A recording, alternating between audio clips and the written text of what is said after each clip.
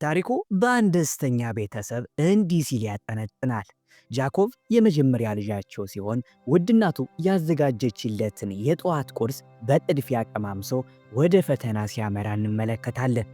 እናትና አባቱም እንደ ልማዳቸው አቅፈው ስመው ወደ ፈተና ይሸኙታል። ይህ ፈተና ለጃኮብ በእንስሳት ሕክምና የሚያጠናቅቅበት የመጨረሻ ፈተና ነው። ጃኮብ ፈተናውን እየተፈተነ በነበረበት ወቅት በድንገት ውጭ ላይ ይጠራል።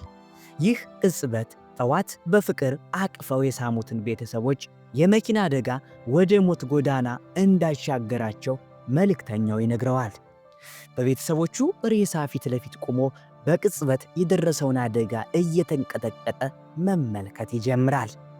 የቤተሰቦቹ ሞት የጃኮብን የተደላደለ ሕይወት በቅጽበታት ማመሳቃቀል ይጀምራል።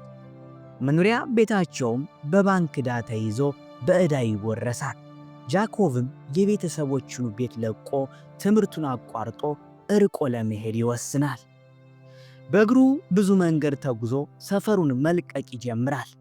ቀኑም በመሸ ጊዜ በድንገት የባቡር ድምፅ ይሰማል። ጃኮብም እየተምዘገዘገ ወደሚሮጠው ባቡር መንጠላጠል ይጀምራል። ወደ ባቡሩም በገባ ጊዜ በባቡሩ ጠባቂዎች እጅ ይወድቃል። ወዲያውኑ ሌባ ለመሆኑን ያስረዳቸውና አብሯቸው መጓዝ እንደሚችል ይፈቅዱለታል። ጃኮብ የተንጠላጠለበት ባቡር ሰርከስ በማቅረብ ሰዎችን የሚያዝናኑና ገንዘብ የሚቀበሉ ሲሆኑ ጃኮብም ሥራ ይሰጠዋል። የተሰጠውም ሥራ የፈረሶቹን ጽዳጅ ማጽዳት ሲሆን ሰርከሱም ድንኳን ተጥሎ በአያሌ ሰዎች ተሞልቶ ዝግጅቱ ይጀምራል። ጃኮብ የተሰጠውን ሥራ እየሠራ በነበረበት ወቅት አንዲት ውብ ሴት ፈረሶቿን ለፕሮግራሙ ስታለማምድ በቅርብ ርቀት ይመለከታታል። ይህች ሴት ማርሊና ትባላለች። የሰርከሱ ዋና ባለቤት ሚስት ናት። እንደ አጋጣሚ ከፈረሶቹ ውስጥ በጣም የምትወደው ፈረሷ እግሩን እንደታመመ ትመለከታለች። ጃኮብም የተማረውን ትምህርት ይገፋፋውና ሊረዳት ይሞክራል። ነገር ግን ወዲያውኑ ፕሮግራሙ ይጀመርና ወደ ሰርከሱ ይዛቸው ትገባለች። ማርሊናም አስደናቂ ትርኢት ማሳየት ስትጀምር በቅጽበት የጃኮብን ልብ በፍቅር ሰርከስ ማንከባለል ትጀምራለች። ጃኮብ ሥራውን እየሠራ በነበረበት ወቅት የሰርከሱን ባለቤት የማግኘት ዕድል አግኝቶ ማውራት ይጀምራሉ። ጃኮብም በእንስሳት ሕክምና ምሩቅ መሆኑን ዋሽቶ ለሰርከሱ ባለቤት ሲነግረው አለቃውም ባቡሩ ውስጥ በሐኪምነት እንደሚሠራ በደስተኝነት ይገልጽለታል።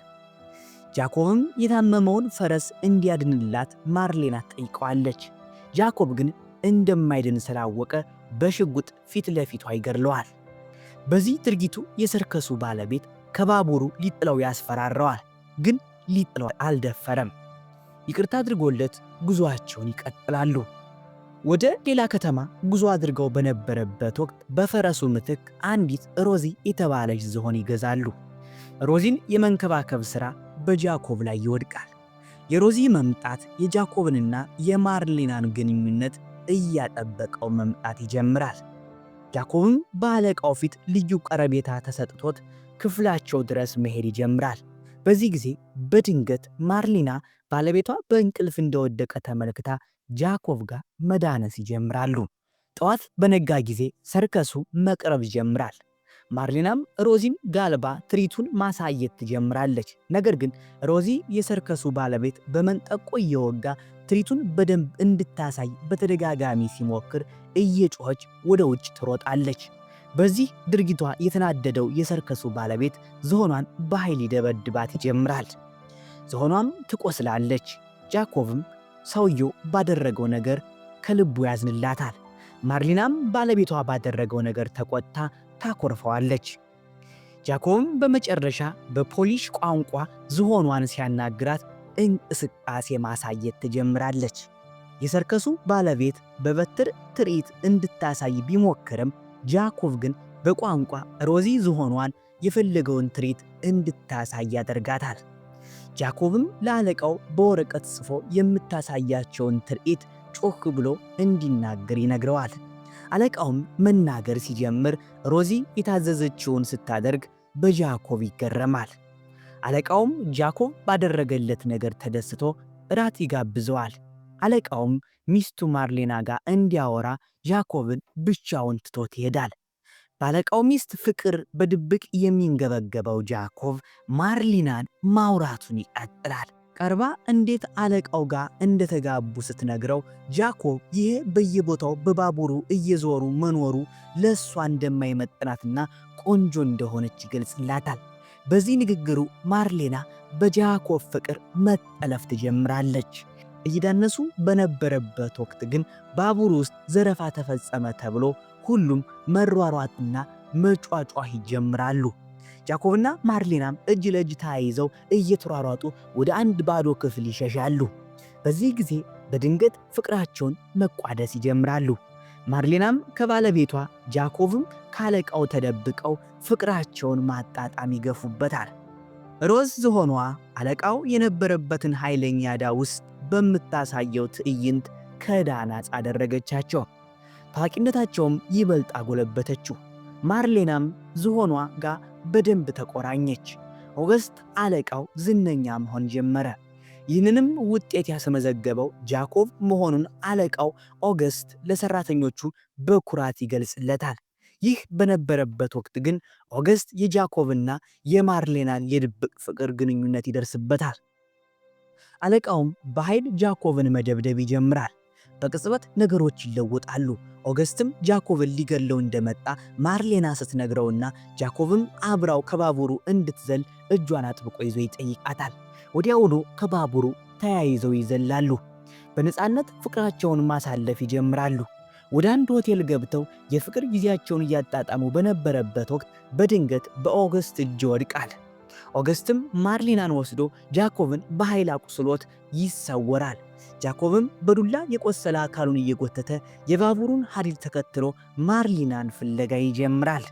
ጃኮብም ቀኑ በመሸ ጊዜ ባቡሩን ቆሞ ይመለከተዋል። ተደብቆም ወደ ውስጥ ይዘልቃል። ወደ አለቃውም ክፍል ጩቤ ይዞ በገባ ጊዜ ማርሌናን አቅፎ መተኛቱን ያስተውላል። ሊገድለውም ሲዘጋጅ ማርሌና በዓይኖቿ እንዳይገድለው ትለምነዋለች። ጃኮብም ሳይገድለው ይቀራል። ጠዋት ላይም ማርሌና ጃኮብ ተደብቆ ከተኛበት ክፍል ቀስቅሳው ኦገስት ከዚህ ካገኘው እንደሚገድለውና ራሱን እንዲያተርፍ ጠይቀዋለች። ጃኮብም ሰርከሱን ከጨረሰች በኋላ ታይዘው እንደሚጠፉ ተቀጣጥረው ፕሮግራሙ ይጀምራል። ፕሮግራሙ እየቀረበ በነበረበት ወቅት ግን ድንገተኛ አደጋ ይከሰታል። የሰርከሱ እንስሳዎች ያምፁና የድንኳኑ ተመልካች ሰዎች እየተሯሯጡ ድብልቅልቁን ያወጡታል። በዚህ ግርግር ኦገስት ጃኮብን ያየውና በኃይል ይደበድበው ይጀምራል። ማርሌናም የዝሆኗን መንጠቆ አንስታ ኦገስትን ለመምታት ብትሞክርም ኦገስት ግን ሊገድላት ያንቃታል። ጃኮብም በኦገስት ሰዎች በተደጋጋሚ ይደበደባል። ገርነት ቢሞክርም አልቻለም። ማርሌናም ልትሞት ስትጣጣር ሮዚ ዝሆኗ በታሰረችበት ሰንሰለት የኦገስትን አንገት ጠንጥሳ ትጥለዋለች። ሮዚ ዝሆኗም የማርሌናን ሕይወት ታተርፈዋለች። ማርሌናና ጃኮብም በደስታ ይተቃቀፋሉ። የኦገስትም ንብረት በፖሊሶች ቁጥጥር ስር ዋለ። ጃኮብም ያቋረጠውን ትምህርቱን ቀጠለ፣ ዲግሪውንም አገኘ። ይህንን ታሪክ ዛሬ ላይ አሮጌው ጃኮብ ለአንድ ወጣት ሰርከስ ባለቤት በትዝታ መንገሩን ይጀምራል። ከማርሌናም ተጋብቶ እንደወለደና ጥሩ ሕይወት እንደነበራቸው፣ አሁን ላይ ግን በሕይወት ማርሌና መለየቷን ሲተርክ ታሪኩ ይፈጸማል።